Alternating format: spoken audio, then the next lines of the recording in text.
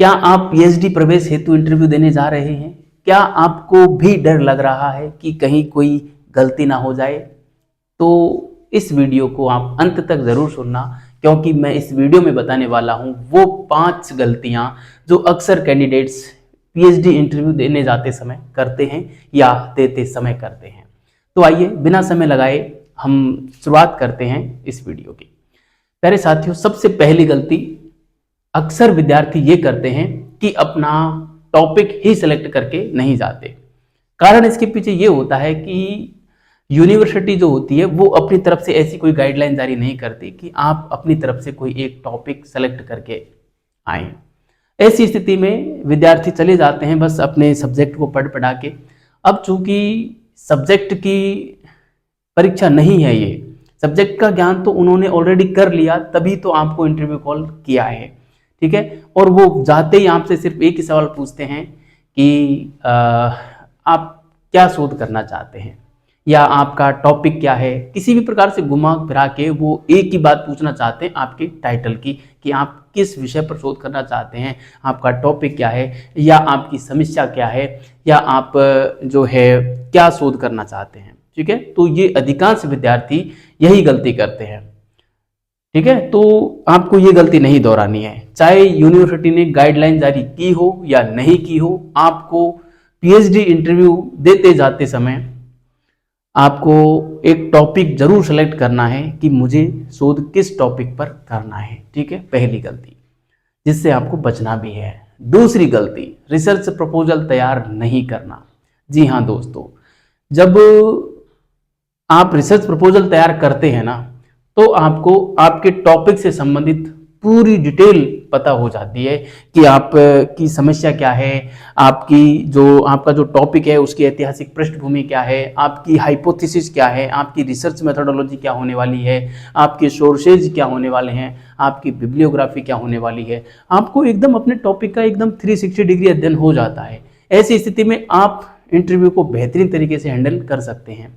लेकिन अधिकांश विद्यार्थी क्या करते हैं कि रिसर्च प्रपोजल लेकर नहीं जाते। कारण वही है कि यूनिवर्सिटी ने कोई गाइडलाइन ऐसी जारी नहीं की।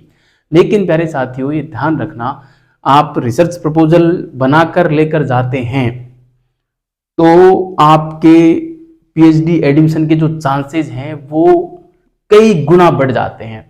कारण क्या है, जब मैं खुद पीएचडी के लिए इंटरव्यू देने गया था तो 50% से अधिक लोग ऐसे थे जिन्होंने अपना टॉपिक ही सिलेक्ट नहीं किया था, क्योंकि वहां पे यूनिवर्सिटी ने कोई गाइडलाइन जारी नहीं की थी, ना तो टॉपिक से संबंधित की थी, ना ही रिसर्च प्रपोजल मंगवाया था। ऐसी स्थिति में वो लोग वैसे ही बाहर हो गए। दूसरी चीज, हम जैसे लोग, जो कुछ लोग थे जो अपना टॉपिक सेलेक्ट करके और रिसर्च प्रपोजल भी बनाकर लाए थे, तो उनसे जो प्रश्न किया वो सिर्फ रिसर्च प्रपोजल से ही किया, इधर उधर कोई भी प्रश्न नहीं किया। और जो लोग रिसर्च प्रपोजल बना के नहीं लेके गए या वो अपना टॉपिक भी सिलेक्ट नहीं करके लेके गए, तो उनसे कुछ जर्नल सवाल करके और उनको बहुत जल्दी बाहर निकाल दिया। वैसे 5-7 मिनट का ये इंटरव्यू चलता है, उनको 2-3 मिनट में बाहर निकाल दिया। मतलब एक मेरा मित्र ऐसा था, उससे तो ये तक कह दिया था कि पहले उससे पूछा कि आपका टॉपिक क्या है, और वो टॉपिक तैयार करके ही नहीं लेके गया था। तो उसने कहा आई एम सॉरी सर, ये मैंने अभी डिसाइड नहीं किया, उसने ये बोल दिया। तो उन्होंने उनसे तुरंत वहीं कह दिया, फिर यहाँ क्यों आए हो। मतलब ये जवाब कि आप यहाँ क्यों आए हो, ये प्रश्न कर लिया। बताइए आप, मतलब आपको टॉपिक सेलेक्ट करना ही पड़ेगा, और टॉपिक सेलेक्ट करके आप रिसर्च प्रपोजल बना लेते हो तो ये सोने पे सुहागा होगा, ठीक है। तो दूसरी गलती से भी आपको बचना होगा। तीसरी बड़ी गलती, कुछ स्टूडेंट जेआरएफ वाले, जो जेआरएफ क्वालिफाई हैं, वो ये मान के चलते हैं कि हम तो जेआरएफ वाले हैं, हमारा तो एडमिशन हो ही जाएगा, हमें तो इंटरव्यू में बेहतर मार्क्स मिल ही जाएंगे। गलत धारणा है साथियों, मैं खुद इस धारणा का शिकार हो चुका हूं, इसलिए मैं आपसे जो है इस चीज को बता देना चाहता हूं, आपके साथ साझा कर लेना चाहता हूं कि आप इस धारणा में ना रहें कि हम जेआरएफ वाले हैं, हमारा एडमिशन हो ही जाएगा। मैं आपको स्पष्ट उदाहरण दे रहा हूं, 2019 की बात है, जब महाराजा गंगा सिंह यूनिवर्सिटी से बीकानेर में जो है वहाँ से पीएचडी के लिए और नोटिफिकेशन आया था, और मैंने फॉर्म अप्लाई किया था। मैं जेआरएफ क्वालिफाई था। मैं सोच रहा था कि मेरा तो हो ही जाएगा, मैं तो जेआरएफ क्वालिफाई हूँ। लेकिन जब पीएचडी के लिए और इंटरव्यू के लिए जो लिस्ट निकाली गई, उस लिस्ट में मेरा नाम तक नहीं था। और मैं देखकर दंग रह गया कि मेरा नाम ही नहीं है इसमें। मैं सोच रहा था कि यूनिवर्सिटी से कोई गलती हुई होगी। मैंने टोल फ्री नंबर पे कॉल करके वहाँ जो रिसर्च डिपार्टमेंट होता है वहाँ मैंने बात की, तो उन्होंने कहा कि जो JRF वाले हैं उनका इंटरव्यू कॉल MA की परसेंटेज बेस के आधार पर किया है और एक सीट पर 2 बच्चे बुलाए हैं। ऐसी स्थिति में मेरी परसेंटेज रह गई कम और मेरी जो परसेंटेज थी MA की उससे 0.50% ऊपर वाले लड़के ही उनको JRF वाले मिल गए थे। 17 सीटें थी, 34 बच्चे मिल गए थे। ऐसी स्थिति में मेरा इंटरव्यू कॉल तक नहीं हुआ। इसलिए आप ये भ्रम में ना रहें कि हम JRF वाले हैं, हमारा तो एडमिशन हो ही जाएगा। एडमिशन छोड़ो, इंटरव्यू कॉल तक नहीं हुआ था मेरा और मैं JRF क्वालिफाई था। इसलिए ये गलती कदापि ना करें। और आपको भी टॉपिक सेलेक्ट करना होगा, रिसर्च प्रपोजल बनाना होगा यदि आपको इंटरव्यू के लिए अपनी सीट पक्की करनी है। तो JRF वाले यदि PhD के लिए इंटरव्यू देने जाते हैं और वो अपना टॉपिक सेलेक्ट करते हैं, अपना रिसर्च प्रपोजल बनाते हैं, तो उनके लिए सोने पे सुहागा क्या और भी सोने पे सुहागा होगा। उनका फिर जो चांस होता है PhD में एडमिशन का वो बहुत अधिक बढ़ जाता है। ठीक है, तो तीसरी गलती जो JRF वाले स्टूडेंटों के लिए थी वो ना करें।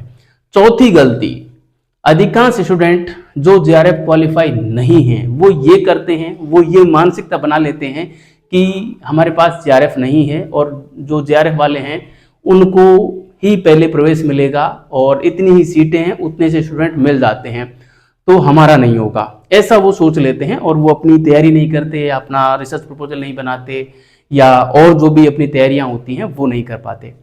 तो ये ध्यान रहे, JRF वालों का ही नहीं होता, अन्य स्टूडेंटों का भी PhD में एडमिशन होता है।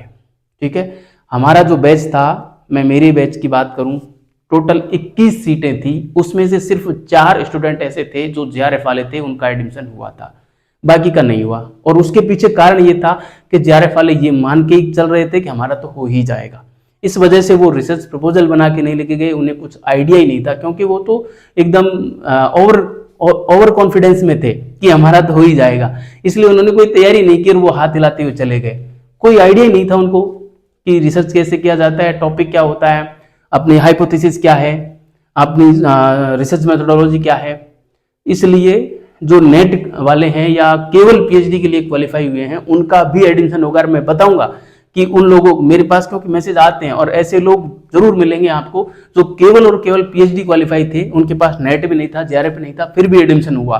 क्यों हुआ? क्योंकि उन्होंने जबरदस्त मेहनत की अपने टॉपिक पर, जबरदस्त मेहनत की अपने रिसर्च प्रपोजल पर और जबरदस्त मेहनत की उन्होंने मॉक इंटरव्यूज में, यहाँ पे अपने जितने भी साथी होते हैं उनके साथ लगातार वार्तालाप करने में कि मैं कहाँ गलती कर रहा हूँ, कहाँ गलती नहीं कर रहा हूँ। ठीक है, तो ये चौथी गलती से भी आपको बचना चाहिए। और पांचवी गलती ये कि आपको जो है आपके द्वारा मॉक इंटरव्यूज नहीं देना। ठीक है, वैसे आप कहेंगे कि सर मॉक इंटरव्यूज हम देना चाहते हैं लेकिन कहाँ दें, कोई प्लेटफॉर्म ही नहीं है। ये मैं मानता हूँ कि प्लेटफॉर्मों की बहुत कमी है, लेकिन आज के इस सोशल मीडिया की दुनिया में आप प्लेटफॉर्म ढूंढ सकते हैं। आपके संपर्क में जो भी जानकार है, जो आपसे बात करना चाहता है या कर सकता है, उसके साथ आप बात करें और उनसे ये कहें कि हम इस टॉपिक पर शोध करना चाहते हैं, ये टॉपिक कैसा रहेगा, क्या इस टॉपिक की प्रासंगिकता है। आप खुद उनसे सवाल करें या उनसे पूछें कि इस पर क्या सवाल किए जा सकते हैं, यानी कि प्रैक्टिस करें। अपना एक ग्रुप बना लें, 3 4 5 लोग मिलकर, और एक दूसरे से लगातार सवाल जवाब करें कि इस टॉपिक से संबंधित क्या सवाल किया जा सकता है, आपके टॉपिक से संबंधित क्या सवाल किया जा सकता है ना। तो इस प्रकार से आपका क्या होगा, एक कॉन्फिडेंस लेवल बढ़ेगा, है ना। आपको आपकी बात को कहने का तरीका मिलेगा, है ना। आप कहाँ अटकते हैं, कहाँ आप अच्छा बोलते हैं, इस चीज़ का आपको पता चलेगा। तो और इंटरव्यू में यही तो होता है कि आप वो ये जानना चाहते हैं कि आप एक अच्छे रिसर्चर हो सकते हैं या नहीं। आपके पास ज्ञान तो है, ये तो वो चेक कर चुके, लेकिन आप ज्ञान को कैसे डिलीवर करते हैं, आपका जो कॉन्फिडेंस लेवल है वो कितना है, आप की शैली कैसी है ना, आपकी शालीनता कैसी है, आप गाइड के साथ तालमेल बैठाकर चल भी सकते हैं या नहीं चल सकते, है ना। इस प्रकार से वो चेक करते हैं। बाकी नॉलेज का परीक्षण तो वो ऑलरेडी कर चुके होते हैं, नॉलेज का परीक्षण वो ज़्यादा नहीं करते, बस वो ये देखते हैं कि आप अच्छे रिसर्चर बनने लायक हैं भी या नहीं। कई लोग तो इतने एक्सपर्ट होते हैं कि इंटरव्यू देने जाने से पहले 1-2 रिसर्च पेपर भी पब्लिश करवा लेते हैं। ठीक है, और रिसर्च पेपर पब्लिश करवा लिया आपने रिसर्च प्रपोजल भी बना लिया, तो ऐसी स्थिति में तो उनको ये लगेगा कि बंदा अभी रिसर्च प्रोग्राम में एडमिशन लिया भी नहीं, उससे पहले रिसर्च काम प्रारंभ कर दिया। ठीक है, तो ऐसी स्थिति में उसके एडमिशन के चांसेस बहुत अधिक बढ़ जाते हैं। मैं खुद जब एंट्रेंस देने गया था उस समय एक बंदा मिला जिसने केवल नेट कर रखी थी, केवल एमए कर रखी थी, नेट भी नहीं थी, है ना। और तब मेरी उससे बात हुई तो वो कह रहा था कि मेरे पास रिसर्च पेपर भी है। उस समय मुझे रिसर्च पेपर के बारे में कुछ भी पता नहीं था कि कैसे लिखा जाता है, कहाँ पब्लिश करवाया जाता है। और उस बंदे ने, मैं जेआरएफ क्वालिफाई था और वो बंदा केवल एमए क्वालिफाई था, फिर भी उसने जो है रिसर्च पेपर पब्लिश करवा रखा था। आप सोचिए कि लोग कितने एडवांस होते हैं, और ऐसे आपके बैच में भी मिलेंगे। इसलिए आप लोगों को अलर्ट रहना होगा, और ये जो 5 गलतियां मैंने बताई हैं कम से कम इनसे तो बचना होगा। ठीक है, तो इस सेशन को मैं यहीं रोकता हूं। यदि आपकी किसी प्रकार की कोई समस्या हो, आपको कोई भी प्रॉब्लम इंटरव्यू से संबंधित आ रही है, तो आप कमेंट बॉक्स में कमेंट करें, मैं अवश्य जवाब दूंगा। और वहां भी नहीं करें तो ये जो कॉर्नर में नंबर देख रहे हैं, ये मेरे व्हाट्सएप नंबर है, कॉलिंग नंबर भी है। आप किसी भी रूप में आप यहाँ पर आपकी समस्या को साझा कर सकते हैं। मैं उसका जितना हो सकेगा उतना जल्दी और एकदम सटीक आपके साथ मेरे जवाब को साझा करूँगा। धन्यवाद।